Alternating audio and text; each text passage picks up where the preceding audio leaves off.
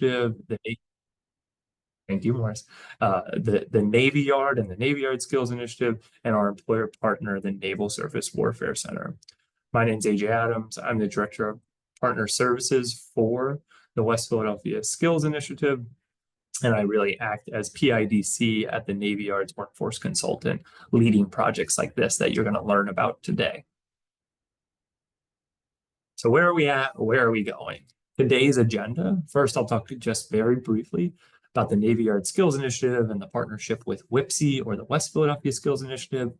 Most importantly today, we'll dive deep into the Naval Surface Warfare Center, Philadelphia Division, who they are as an employer, what they do, and their need for management assistant roles. I'll talk about the program schedule and the commitment that you need to make in order to participate in this program. Then we'll talk about the application process. We'll talk about tips and tricks and how to navigate all the way to the end of that recruitment process. And then we'll get to hear directly from someone in that management assistant role or who supports those management assistants at the Naval Surface Warfare Center, Philadelphia Division. You can see that long acronym there on the screen. Then we'll open it up to Q&A. And again, that Q&A can be captured in the chat right now. Should you have questions, please drop it in there. We'll keep a running list, but also it'll be a time for kind of coming off mute and asking questions directly to me, our recruitment team, and our employer to learn more and make sure you're informed about this program and employment opportunity.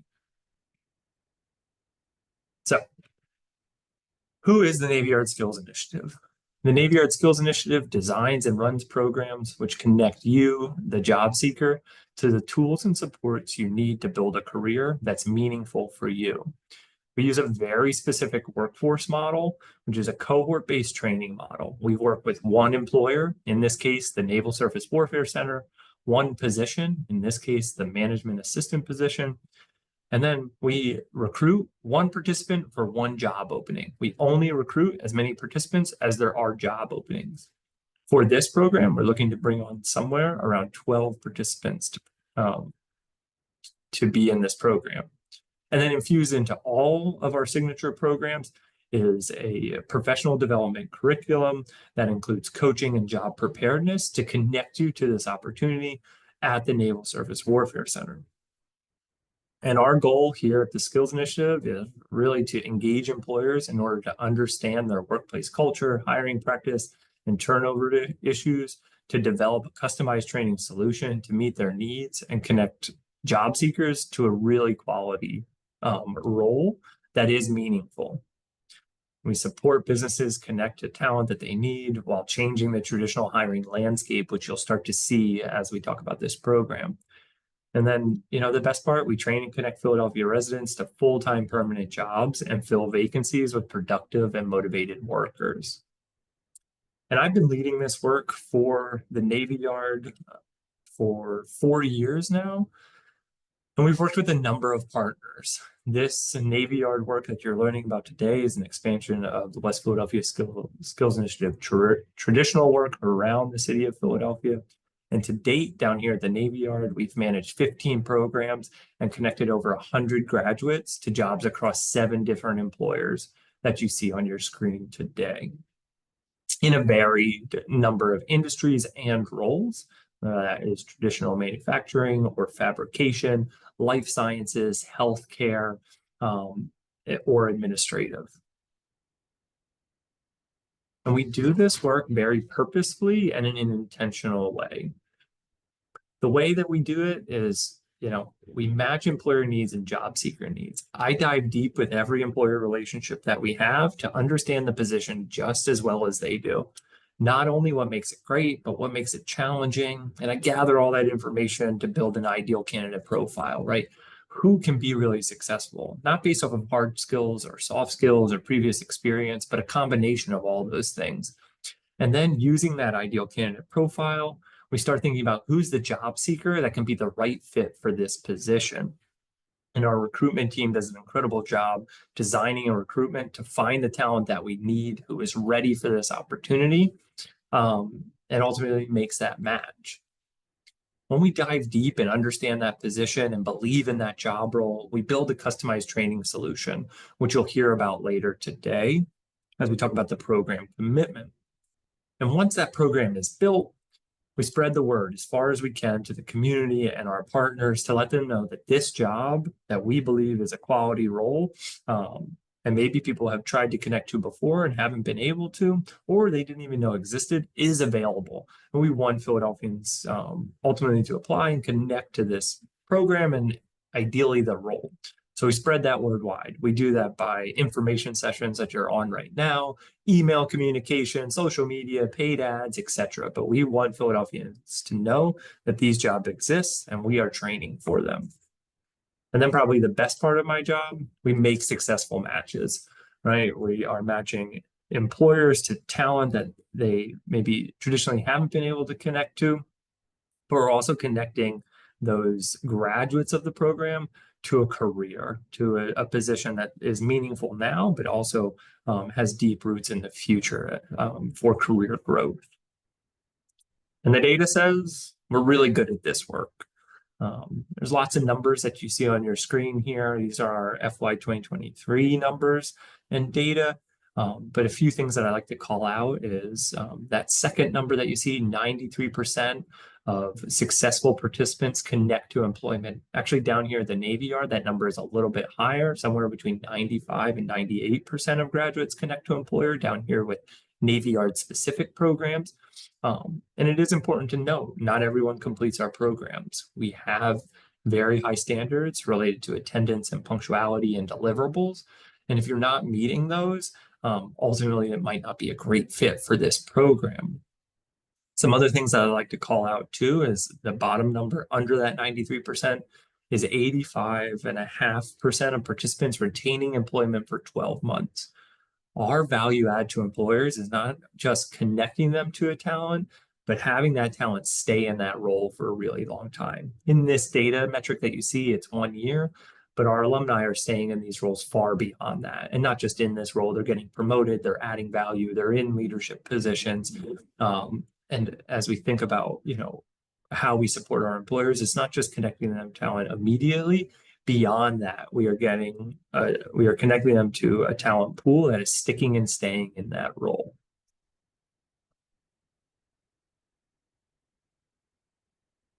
I was going to call out the average hourly starting wage, which you can see across all of our programs. In FY 2023, we ran about 20. You can see the average starting wage, 1985. The position we're talking about today is well over that at $26 an hour. So a couple things I want to call out. We'll switch gears. You just learned about the Navy Yard Skills Initiative, and now we're going to start to learn about the Naval Surface Warfare Center Philadelphia Division. First thing I want to call out before I start telling you more about them as an employer is what you see on your screen. On the left-hand side there, you can see a map of Philadelphia, and you can see that pin in the bottom of the map where the Naval Surface Warfare Center is located. As you're thinking about this program and ultimately a potential future job with the Warfare Center, you're thinking about the location of the Navy Yard and the Warfare Center. You're thinking about how you're going to get there every day. There is public transportation options. There's rideshare. You may have your own vehicle, right? But the Navy Yard is located at the southernmost point of Philadelphia, just below the stadiums. There's two ways to enter into the Navy Yard, whether that's on Broad Street or 26th Street. But one of the informed decisions as you're thinking about this program is you're thinking about showing up every day on time to the Navy Yard, right? As a future employee, you'll be troubleshooting that and meeting the expectation that the employer sets for arrival time. So if this seems like a challenge due to the location, it may be a consideration in applying. The other images that you can see have been shared by the Warfare Center. One image on the bottom right there, you can see what a traditional admin role might look like. And then the top, you'll see what their facilities look like. In the admin role, you won't have access to the facilities that you see at the top of your screen, but it is important to know what the industrial work looks like at the Warfare Center. So who is the Naval Surface Warfare Center? Ultimately, they provide provide the Navy's primary technical expertise and facilities for both naval machinery research and development and naval machinery lifecycle engineering. As an admin, that might not be pertinent to you, but you'll start to learn a little bit more about them. The Warfare Center is responsible for the machinery systems, core components of a ship, and ship systems product area for the United States Navy, and serves as a central point for academia and industry to join forces with Navy technical experts to develop solutions to needs to naval machinery. The Warfare Center employs approximately 3,400 civilian engineers, scientists, technicians, and supports personnel doing research and development, tests and evaluation, acquisition support, in-service logistics, engineering for Navy ships. And the Warfare Center also is the lead organization providing cybersecurity for all these ships. So you can start to see how vital they are for the operation of the U.S. Navy. And to support the operations and the 3,400 employees, a robust administrative staff are required, including the management assistants, which we're going to learn more about next. Management assistants report to branch managers and to the branch personnel to perform principal budgetary, financial, and administrative duties. Let's learn more about the management assistant role. On your screen, you can start to see some things that we believe make it a quality job, both on the left and right bullet points, and you can see an image that the Warfare Center provided us of 2 management assistants. The Warfare Center MAs, or management assistants, start at $26 an hour. They earn benefits and become union members of the International Federation of Professional and Technical Engineers. And management assistants oversee the daily administrative operation and procedures of the office and are responsible for its efficient operation.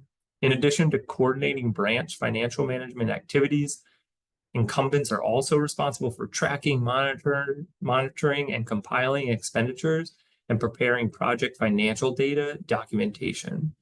This is a multidisciplinary role, and it collects, tracks, and monitors data and prepares financial reports, status reports, and graphs presentations for the branch head and branch managers.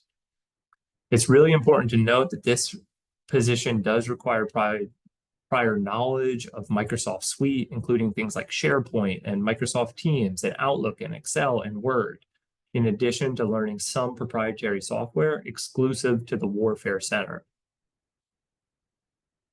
Hired management assistants can expect to work a hybrid work schedule, roughly 50% at home and 50% in office, but that will depend on which branch manager you are reporting to and the schedule that you all create after being extended a job offer.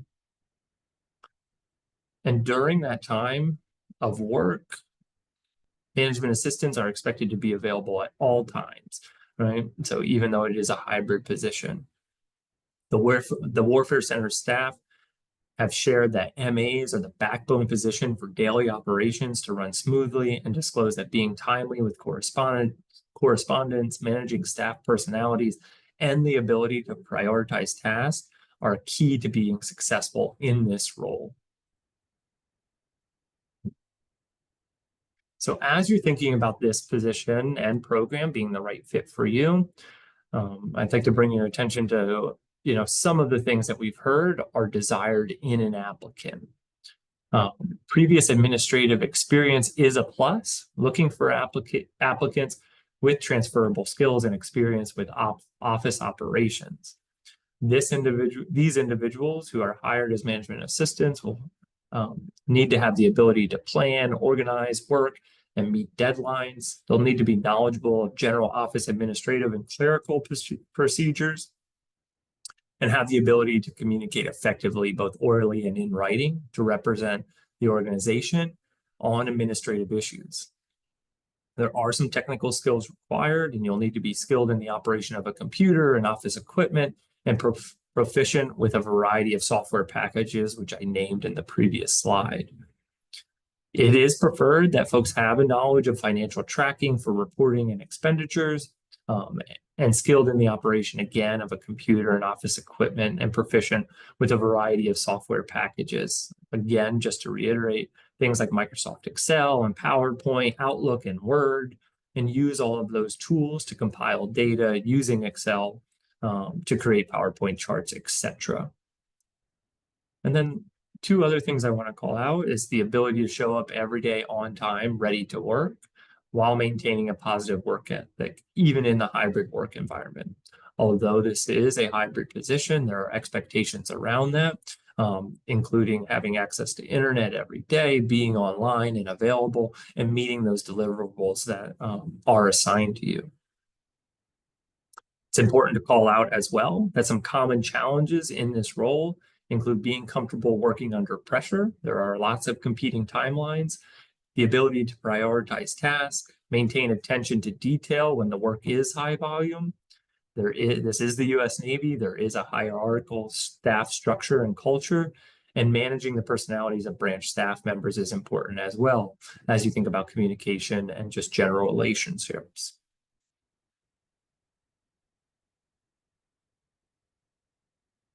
So some other things as you're thinking about this program being the right fit for you is some of the prerequisite requirements in order to obtain this job.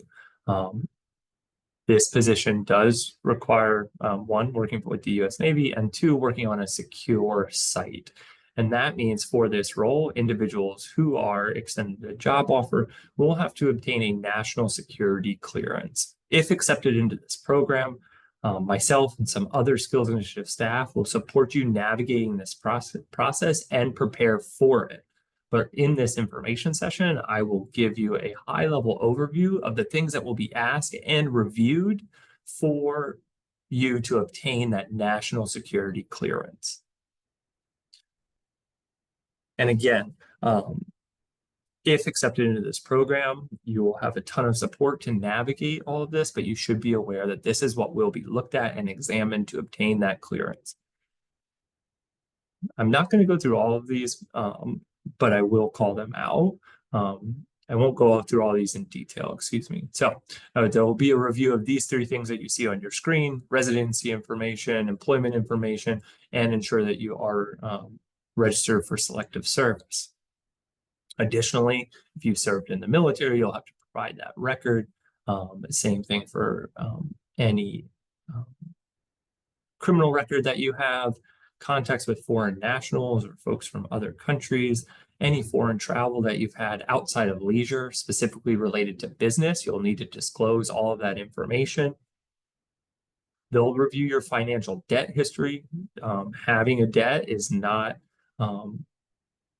it does not deter you from obtaining this national security clearance, but all of it will be reviewed. They'll look at any technology systems that you've had access to, likely from previous employment. Involvement in any non-criminal court cases, those would be civil cases, and an association record, which means who are you connected to, and could it be a liability for the U.S. government. Additionally, there'll be a psychological and emotional health evaluation, really just looking to disclose any documented cases of you seeing a professional. They'll also review your drug use and activity. That includes anything that is documented and traceable. And the same goes for alcohol, not just use, but anything that is documented and traceable, meaning that a DUI, or you have some type of record of that disrupting your work that is documented, where you've been referred to a specialist to find support. So in order to obtain a national security clearance, you'll need to disclose the information that you see on the screen. Again, having derogatory information on your record is not means for not obtaining this clearance required. We have run programs with the Naval Surface Warfare Center previously in 2023, and we've had graduates, all of our graduates, obtain this clearance. So we know how to support folks through this, but I don't want it to be a surprise, as this stuff will be reviewed. But having derogatory information is not means for not obtaining your clearance required to work, but it can cause delays. And as you'll see in the next slide, as I review the program commitment, the start date, because of the clearance process, is to be determined. but you could estimate that it will be in December or January of 2025.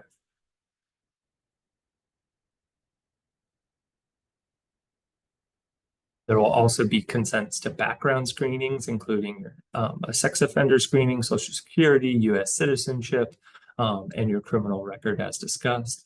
And there will also be a 10-panel drug screen required to pass in order to connect to this position.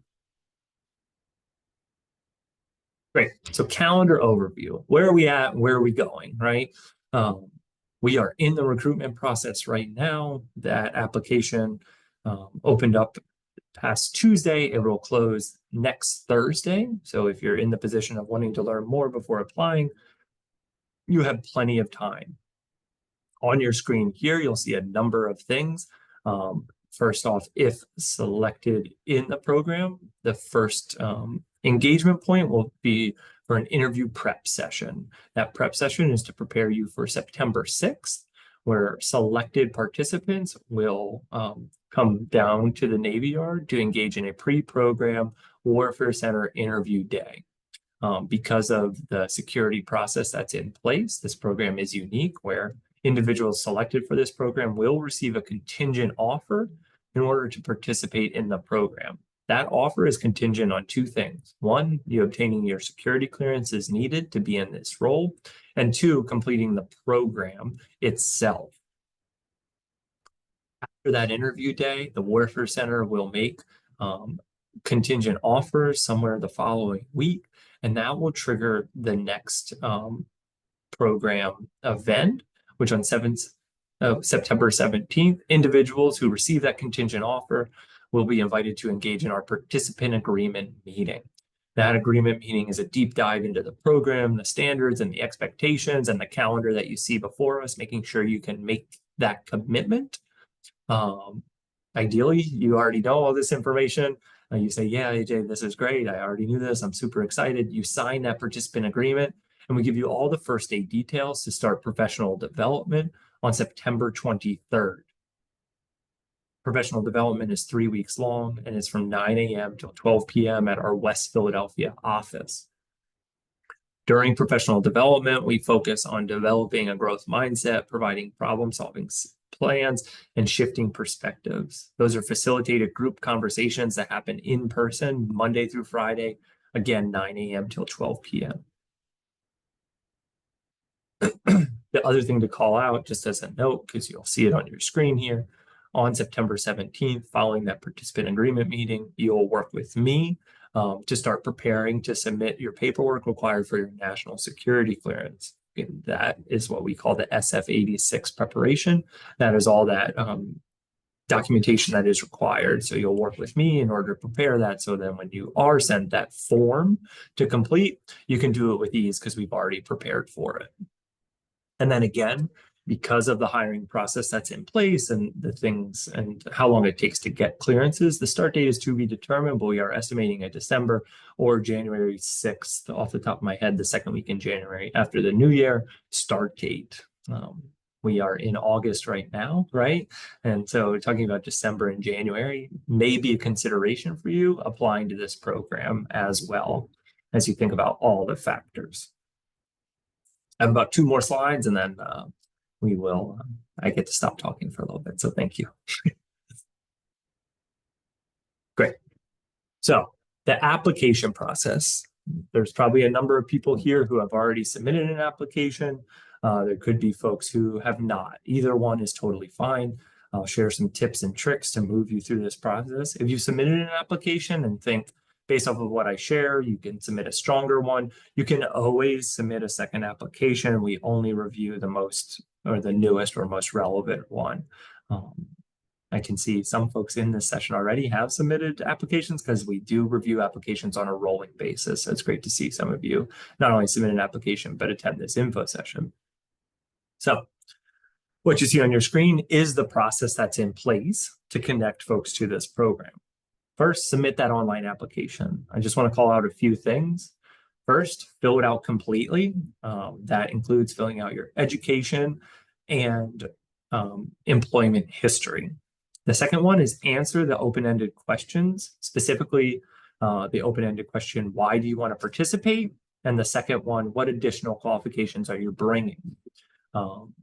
For the additional qualifications, there's a number of ways to answer that. We don't have a suggested way. It could be hard skills, it could be soft skills, it could be mentoring some of those technical skills that are required for this position, familiarity with different software systems, etc. But those folks who submit a high quality application will then be invited to our assessment day. We are running a number of assessments for this position because of how technical it is and the type of talent that's needed to be successful in this role. So when you are invited to assessment day, there'll be a number of things requested of you. This day is designed to be about an hour, maybe an hour and a half at the most. So it's not a huge commitment, but it will require a number of assessments to be taken. So first, a reading assessment to check your reading level and aptitude. Ultimately, we look for folks who have an 11th and 12th grade reading level to pass that. We'll ask folks to submit a writing sample. This position is heavy on correspondence, so we will review writing samples, making sure that technical and articulate ability is there.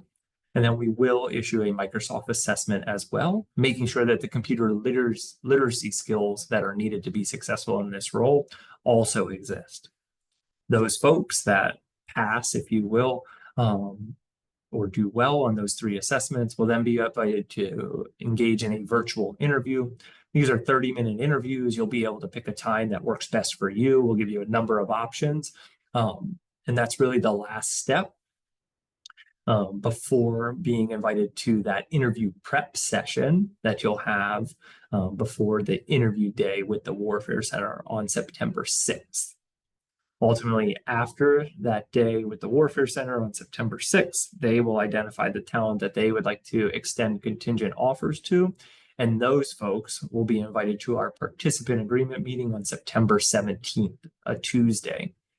Again, that participant agreement meeting will dive deep into the standards and expectations of the program. And ultimately kick it to you and say, do you still want to participate? Ideally, you'll say yes. And then we'll give you all those details to engage in professional development and connect to this amazing position through the program. A few things to call out. Morris, who's supporting me on the recruitment team, will drop the application link in the chat if he hasn't already, just so you have that if you need it. And the application is open until August 22nd. So you do have some time to submit this application as well.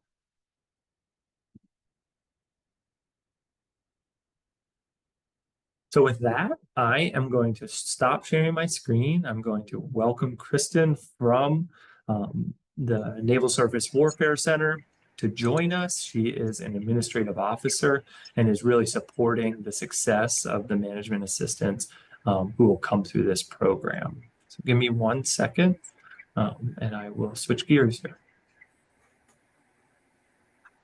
Hey, Kristen. Hi, AJ. How'd I do? Fantastic. That was great. I loved listening to all of that about, the area and the command itself. Thank you very much. I appreciate it. So give me 1 second to switch gears here. Cool. So let's hear it right from you, Kristen. What does it take to be successful as a management assistant at the Warfare Center? All right. So to be successful, some of the biggest things are your organizational skills, having strong organizational skills, because there's going to be a lot of things that are coming at you. So to be able to keep things organized and then to be able to prioritize things.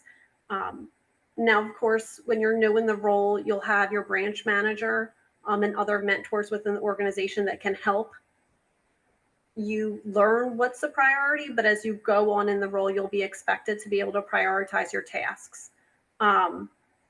You're going to have to like working in a fast-paced environment.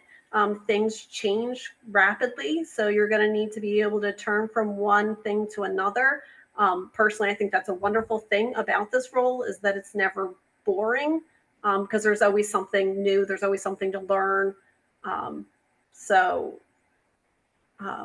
Oh, and communication skills is very important, because as the branch MA, you're going to be supporting your branch manager, but your branch manager is responsible for anywhere between like 15 and 30 government employees.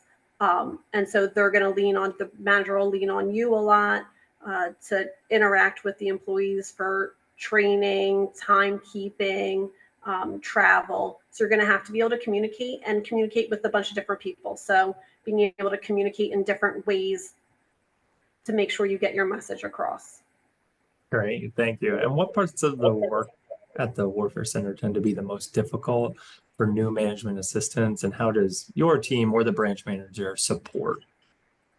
So for my personal experience, when I first started here, what I thought was the most difficult thing was all of the acronyms.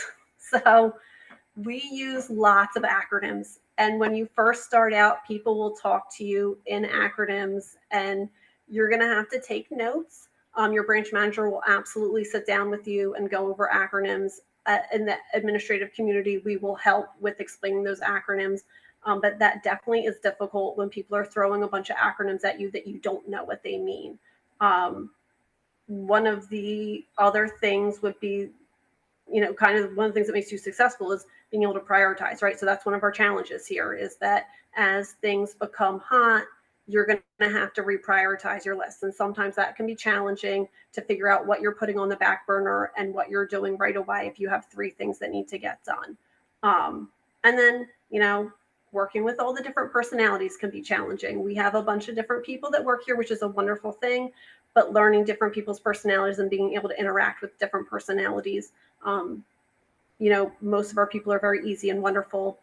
Just like the world, you're always going to have some people that maybe have a more challenging stance for certain things. And so being able to interact appropriately can, on some days be a little more difficult than others.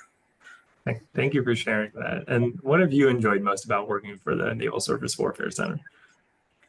So what I truly, like when I said we have great people, we really do. And one of the things that I enjoy most, honestly, is the people, the connectedness to a mission. I worked in like a public industry before I came here. And I felt like I was making other people money. And when you are here, you are working for a bigger cause. And I think that for me personally, that's something that I find very rewarding. But we have great people, and there's lots of opportunity here. Like that's just a wonderful thing too. For me, I started out in the administrative community and I've stayed within the administrative community. Should you decide that you don't want to, there's opportunity for that too. But it really is a great place to work. People genuinely care about each other. There's like team building things, there's after hours things. If you're interested, if you're not, that's okay too. But just, working with amazing people is, a big thing for me. Yeah, I totally echo that too.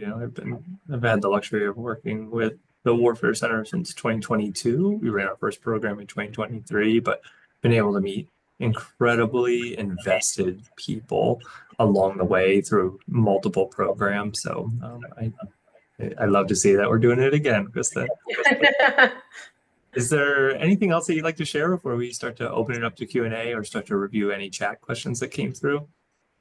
No, I'd just like to touch on the fact too that, another great thing about the command is your growth potential here, that we have positions. When you start as a branch MA, there are 2 higher level management assistant positions within the command, as well as I'm an administrative officer. There's other administrative officer positions within the command, and then there's different like trajectories. So when you start here as a branch MA, it's not a dead end path. For some people, that's all they want to do, and that's fantastic. But if you get in here and you're like, oh, maybe I want to do something else, we also have those opportunities too. And I'm actually here with Ashley McCormick, who is currently working with my office as a division management assistant, but she came up as a branch management assistant. So Ashley, did you have anything that you wanted to add? I actually agreed with everything you said. Thanks, That people really are what makes it enjoyable. I absolutely love my job. I've been here for 4.5 years now. I'm not looking to leave. Going on what Kristen just said about growth potential, you can say with the admin role, you can even look into doing financials or going with the core if you find that maybe this admin part isn't for you. Lot of growth. Yeah, I basically agree with everything Crystal said. It's exciting work because it's always changing. There's always something to learn. Yeah. So you'll never be bored. For me Yeah. personally, I had a job where I was bored. You're never going to be bored here. Yeah. And if you are, there's always somebody that you can go to that'll have something that you can help out with. So Yes. makes the hours go by quickly. It does. Thank you for the review. That's excellent. I appreciate it very much. So I'm going to stop the recording and then we'll have some dialogue around any questions that we can support answering.